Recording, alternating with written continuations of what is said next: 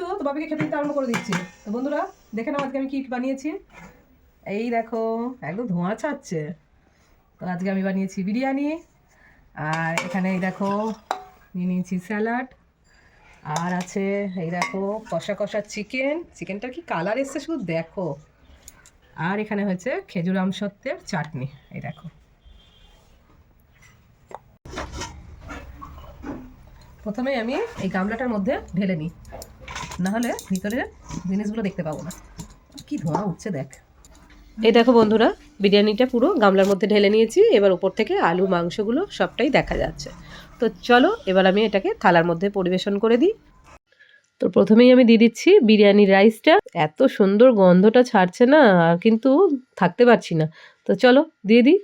এবার দিয়ে দিলাম একটু চিকেন, আর আরেকটু রাইস দিয়ে দিচ্ছি। তো তারপরে আমি দিয়ে দেবো এবারে আলুগুলো এত সুন্দর সিদ্ধ হয়েছে, এই দেখো অসাধারণ অসাধারণ হয়েছেন। তোমরা ক্যামেরার ওধার থেকে কতটা বুঝতে পারছো আমি জানি না, কিন্তু সত্যি কিন্তু যে বিরিয়ানিটা অসাধারণ হয়েছিল। তো আমি দিয়ে দিলাম একে একে চিকেন, আলু আর ডিম। এবার দিয়ে দিচ্ছি লঙ্কা, খাবি তো লঙ্কা? হ্যাঁ। এবার দিয়ে দিচ্ছি স্যালাড, পেঁয়াজ দিলে তো? শসাও দিচ্ছি দেখ। আচ্ছা আচ্ছা চিকেনটা দিয়ে দেবো থালার মধ্যে। থালাতে কেন মা, একটা বাটি দিলে না? না, ওখানেই তো খাবি মেখে, সেই জন্য দিয়ে দাও, থালার মধ্যেই দিয়ে দিচ্ছি। দিয়ে দাও। তো লেগ পিস হ্যাঁ, এই দিয়ে দিলাম, কাইটা অল্প দাও। আর এই দিয়ে দিলাম কাই। আর দিও না।